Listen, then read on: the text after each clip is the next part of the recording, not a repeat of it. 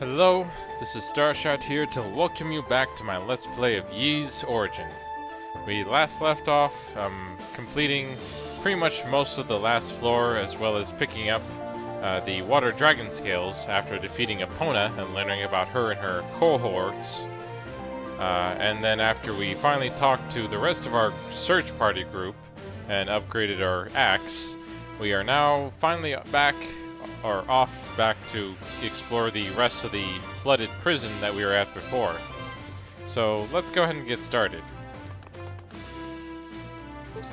Now, pretty much it's fairly simple to get back. All you have to do is choose the crystal and choose flooded prison. So you can pretty much go back to any other floor you've been to before if you want, for whatever reason. Either to fight a specific enemy, or maybe grind for levels, or in case you missed anything, you can go back. But there shouldn't be too much we've missed so far already. And also, thanks to our handy water dragon scales here, we'll be able to pretty much hold our breath for a lot longer time under the water now and not worry about getting killed from that.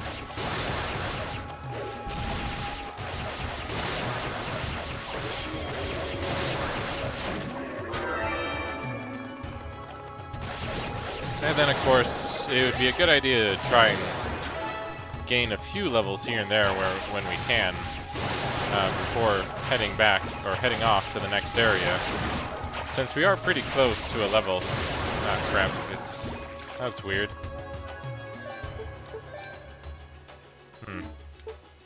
Weird. I thought my breath should have lasted longer underwater here, but maybe you know, I'm not sure what the exact increase is, but hey, it is kind of working, so maybe I just forgot to equip it was all.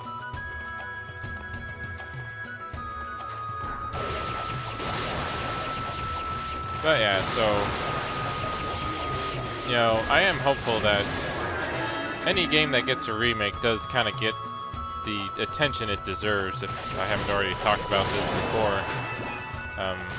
You know, just with kind of with recents with remakes and all that, and expectations for newer remakes to happen, it's always a fear I have for some games, and that, you know, that it's just simply, if it doesn't go over well, then the company's out of some money, but then they also get a lot more angry fans, which, you know, any company knows what they need to do to appease their fans. It's try to not, you know, put out crappy games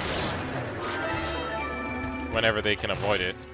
It just sort of feels like there are some people out there who, you know, who do invest all this time and effort into a game, but at some point they just have to simply release it and hope for the best. You know, get whatever money they can out of it and not worry about its quality, or, you know, that even though they know it's a bad game, that they're still going to release it anyway, because they'll at least get something for it than they wouldn't have otherwise by continuing to develop it. Since it is sad, but in the world we live in today, there are plenty of games that either never get made or are put too long into development. Like, just look at Duke Nukem Forever. You know, there were plenty of times that game probably could have come out, but it never got to the point where people felt it was finished. And then when someone tried to finish it, it didn't turn out too well, because, you know, it didn't seem like any one developer spent the time they needed to actually work on it in the time frame they had. But I am happy to, like, I guess on a more light-hearted and happier note, I am happy to see the progress that has been made with Kingdom Hearts, and that I will be thrilled when it does finally come out. But from what I've at least seen from all the trailers they've released, it seems that they have taken the time needed to make the game, and to not rush it at all. Like, it's pretty amazing when you think about it, how long the game itself has been in development for, or at least the inklings of it have been teased and shown to us, and yet, you know, almost 10 years later, and the game is about to finally come out for people to play for themselves, if not already, at the convention center. You know, from E3 this year.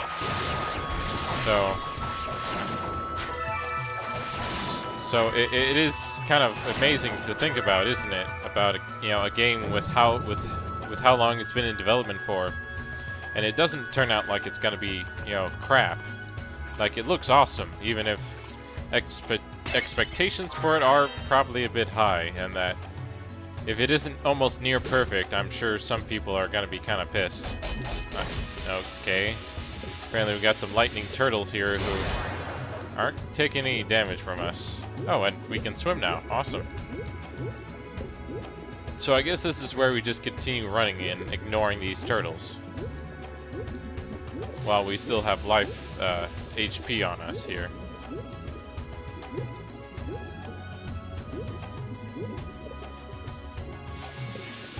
But yeah, this looks like a nice little area to explore and swim around in. Of course, we need to make sure we keep our oxygen high enough so that we don't die from suffocation. But yeah, so of course Kingdom Hearts 3 isn't a remake of anything, but as I said, it does feel it's one of those games that has been in a long sense of development, and any game that's put in development for a long time can have plenty of issues from it.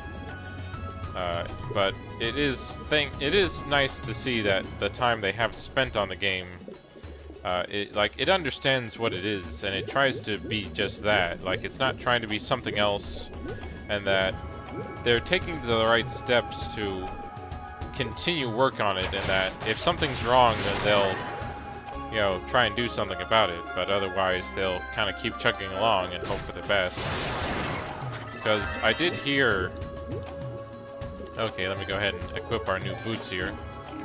Because I did hear that 1 year into its actual development cycle, because that was the thing, the game wasn't actually in development for a long time. It was just probably in the planning stages for the most part, like they hadn't figured out where it would be going yet after the PS2. But, 1 year into its development, which, developing a game for an entire year, definitely, you hope you've made plenty of progress for it, but, 1 year into its cycle, it had to change engines. Like, they were using an engine that Square is used to using for quite a while, but apparently from somewhere in the publishing, from what I've heard at least through articles and news and such over the years for this game's development, they had to change engines. So from, I forget what the one previous one was, but I remember they went from that one to the to the Unreal Engine. Okay, we got more oxygen. And so, for some people who don't know, working with an engine is a very, long process. Like, if you're not familiar with how the software works, oh hey, we just got the Levine Strike Warhammer. Now we finally have a new artifact, which gives us a new skill, which will definitely, hopefully, help us in the future part of this gameplay here. And as you can see, it's easy to switch to. Crap! I didn't mean to do that. Oh well. But yeah, we now have kind of like a downward strike fountain here, which looks pretty nice. Oh well, I'm sure I'll get the boost power back eventually, but for now, let's go ahead and fight some new enemies with our magic here. So, it seems to do some decent damage at least, but it doesn't really give much for maneuverability. Oh, wait, need to go this way. So, continuing with the story, so pretty much, because of the original team who was working on the games, was unfamiliar with the Unreal Engine and how it exactly worked and what to do it for, so because they, changed it, it took the team a long time to adjust to the changes, and, they would have to make everything from scratch once more. Like, they could at least reuse what they've already learned from, like, how they wanted the game to look or what costumes and stuff like that, but they would have to redo all the art assets. Like all the 3D modeling and whatever work they already had done before. So just think, you know, an entire year kind of down the drain, and now you have an extra few months, or at least maybe weeks, to learn a new engine and try to figure that out to then get all the work you hopefully want done completed. So that just simply extended the amount of time you would have to do to finally make the game that everyone has been waiting for finally happen. So you can sort of understand that if they hadn't actually started development of the game until at least a few years ago, then it was going to take them quite a while with workings of a new engine, as well as redoing the work they missed out on, or that they, you know, pretty much had to redo, along with whatever else they wanted to do and add and create for this game. And at least by the sound of it, it looks like it's going to be a fairly big game. Like, this is probably going to be one of the biggest Kingdom Hearts games, you know, that they're ever going to make. Bigger than whatever, you know, length Kingdom Hearts 2 was, and bigger than any of the other portable Kingdom Hearts they made before that. You know, so I do wish them all the best, and that I'm sure I'll be one to pick up the game myself and see if I can either stream it or do a let's play of it when I get the chance, when it does finally come out. Okay, it doesn't look like there's anything else around here.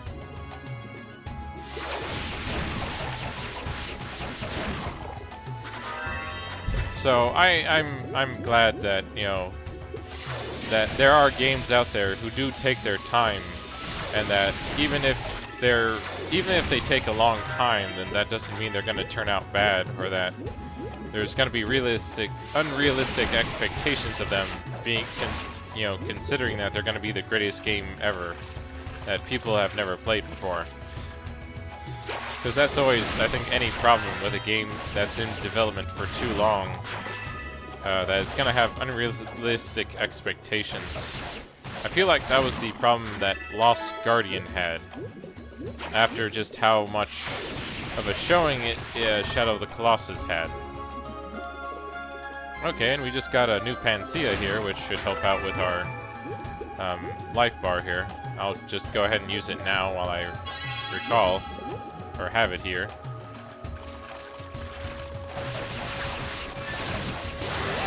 And now we can fight some more enemies and try to level up here, because we are pretty close now. So I'll probably want to get that done before any new bosses I face, whenever those show up. But since we did just get the medallion, which is seems very similar to the Beast Medallion we got before, I'm guessing we'll eventually encounter the door for the next boss.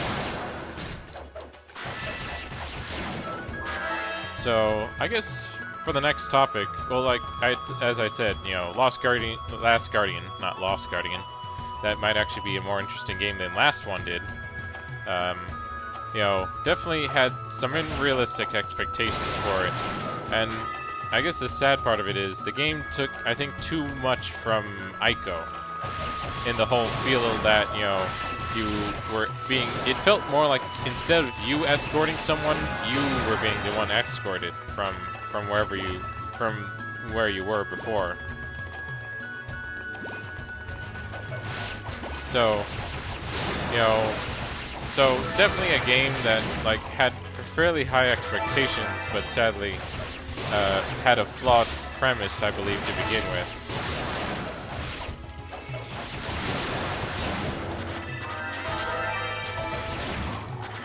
Come on.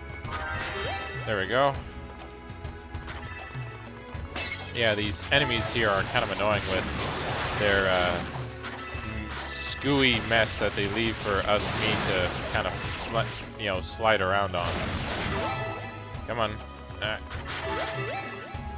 There we go. Finally. But yeah, so I guess on to the next games. You know, there were quite a few games I saw from this year's E3 that I was curious about. Oh yeah, and we get to see the Roo again. He apparently is hungry. And so, of course, why not give him the fruit we got? He's happy, and he gives us a topaz, which now gives us an increased power for the bolt crash, which should definitely help in the future, hopefully. And that he is still adorable.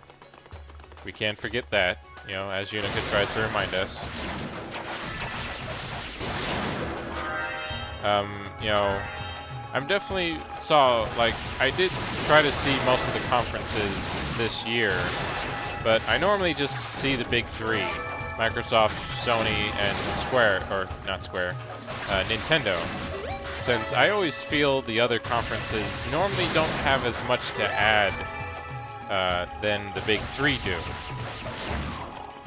And of course, from this year's E3, I definitely I'm curious to see how Tunic turns out. It definitely caught my eye when I first saw it on the big screen at Microsoft's press conference.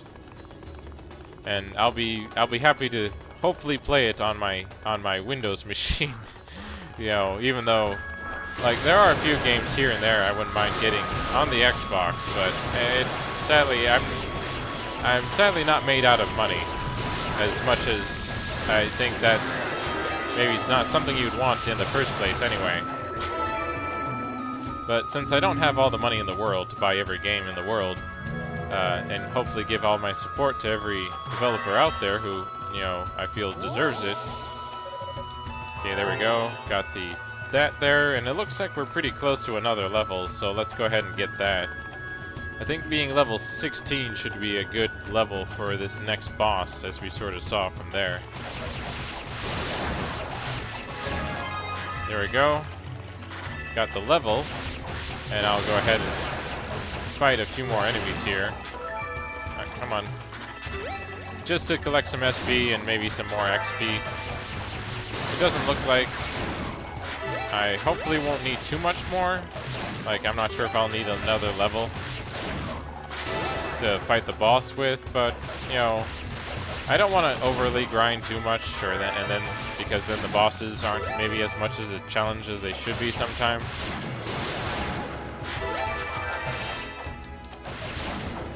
But it does look like if we did kind of fight, you know, go around fighting these enemies a few more times, it wouldn't be too bad. So I'll go ahead and do that for a little bit longer here, just to see if having the extra level will help with my future boss battle here. And I didn't want to do that, but oh well.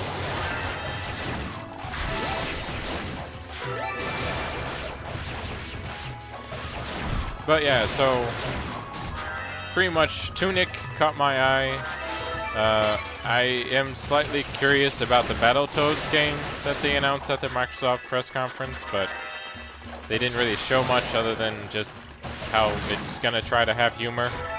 And you could definitely tell that Battletoads announcement, I feel, was Microsoft being a bit desperate in trying to get people to, it's like, hey, you should totally, you know, get our system to buy these games we have on our system only. At least to me, it felt a little desperate. But they still had a fairly solid showing with all the games they showed off. Like, I thought Forza, like, even though I'm not really that big into realistic racing games, it at least looked very pretty. And, like, if they ever have a demo for it, I wouldn't mind giving it a try on a friend's machine if it's only console exclusive or something. And let's see. And then, of course, Cyberpunk 2077 definitely had a fairly nice trailer. Like, I haven't seen any gameplay for it, but it did look really nice. And, like, even though I haven't actually played the Witcher series at all, the company, CD Projekt Red, the company behind Witcher, who seems to have done some fairly good work, it's definitely on my list of games to try out or play. And So, and I've heard plenty of good things. So I'm guessing from the sound of it, people are expecting a lot from Cyberpunk as well. So hopefully that works out as well. I wasn't really interested in any of the shooters they showed off, like Battlefield 5. Oh, there we go. We just got another level. So we should hopefully be pretty good against the boss now. I think that's always the nice thing. If you feel like you're having trouble taking on a boss, as long as you save beforehand, you'll be able to just simply go back and fight some more enemies. But let me go ahead and do some blessings here, since we got the new boots, of course. So, of course, we can strengthen our current leggings here. And then we could do stationary, but, you know, I'm not going to be stationary that much. Reduce damage from terrain, no thanks.